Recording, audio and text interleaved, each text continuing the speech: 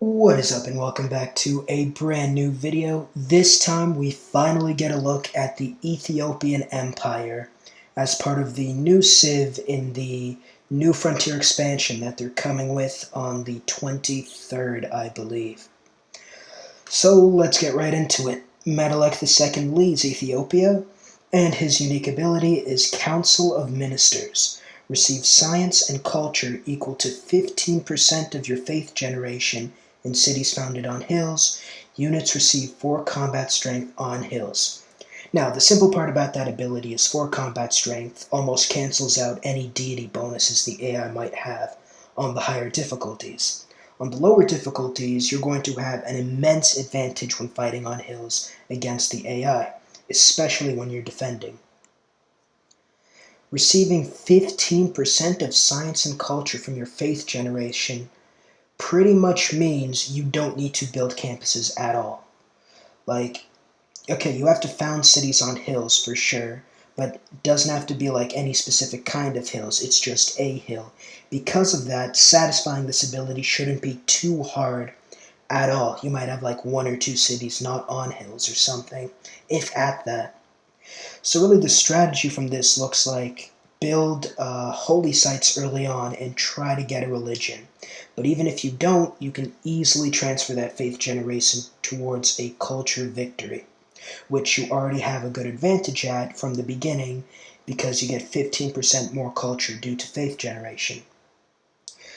What's interesting about this ability is you might be able to get science and culture earlier on than usual.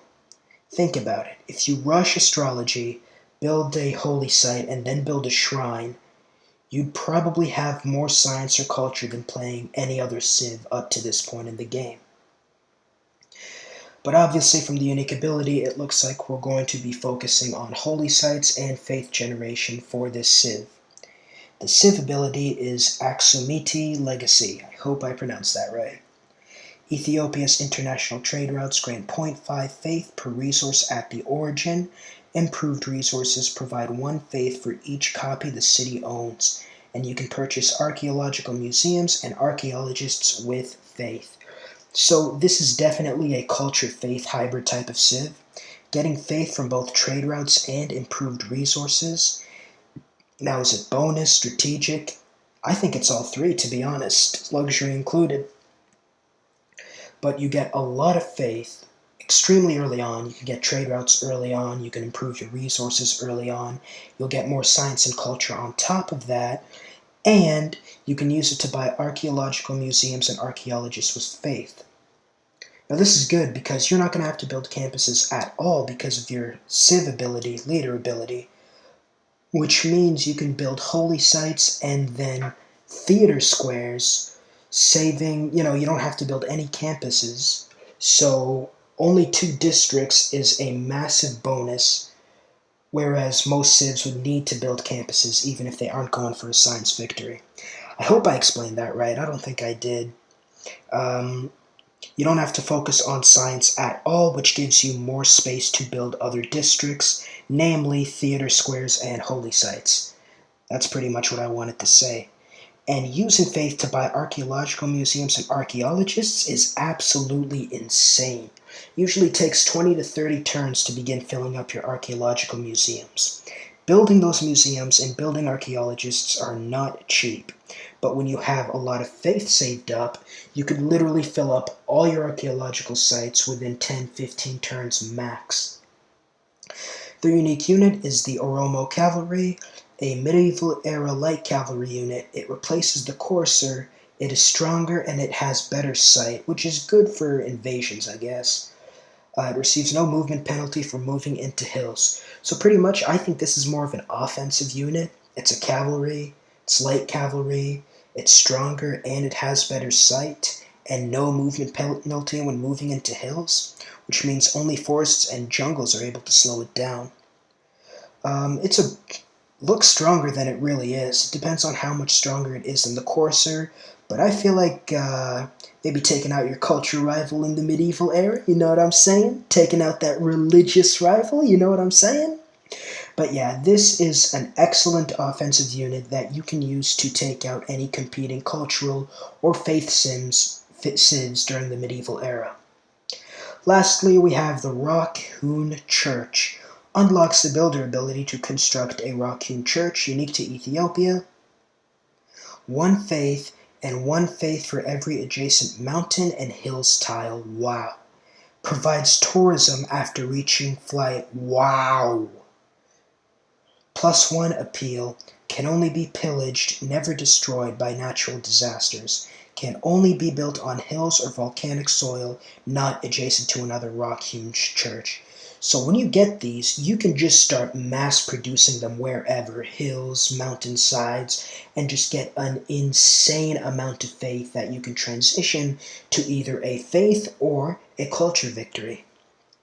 Overall, I think the strategy for the Ethiopian Empire would be, found your cities, go astrology first, beeline a religion pretty much. Build holy sites, build shrines. Your science and culture will increase as you're getting more faith. So, you don't have to worry about falling behind in either of those. In fact, you'll be ahead of most other civs, to be honest. If anyone decides to declare war on you, position your units on hills to give them fortified bonus strengths, and just build a few archers early on and you should be fine. And don't forget to settle on hills. That is the most important part. Move a city on a hill. You can always build an aqueduct if it isn't next to a river. It's fine. Get an early trade route with foreign trade to start increasing your faith generation. And after that, just pretty much turtle and beeline the courser. Maybe build a few bombards and use the bombards and Oromo cavalry to take out your nearest competing faith and culture civ.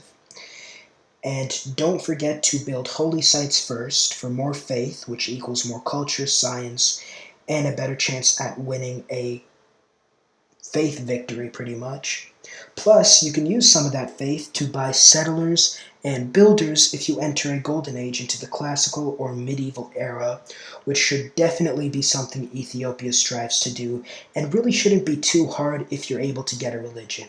I know religions and apostles give massive boosts to era score, so obviously it's not going to be that hard to get into a golden age. You probably should get one by at least the medieval era, if not the classical era. And then you could focus on expanding, faith buying settlers, faith buying builders, building improvements to get more faith, And after that, build theater squares and build, amphitheaters to get great people points. And once you get the archaeological museums, just faith by archaeological museums and just faith by those archaeologists. Now, only do this if a religion victory isn't in the works. Personally, I normally always win a religious victory by the medieval Renaissance era.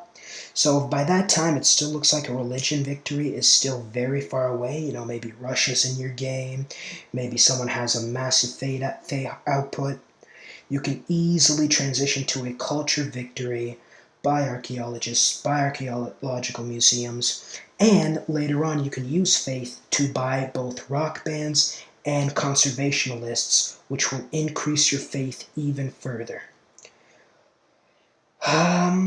Obviously use your Oromo cavalry to take out the closest competitor you have to both culture or religion.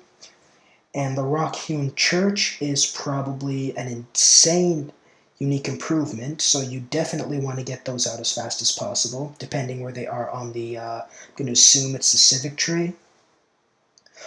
Overall, I would have to give them an A-tier rating at least. They are definitely going to be one of the best religious civs in the entire game.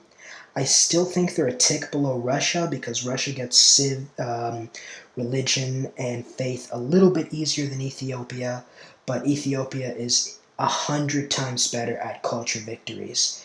I would say for faith they're probably A tier, and for culture they're probably S tier in those victory types.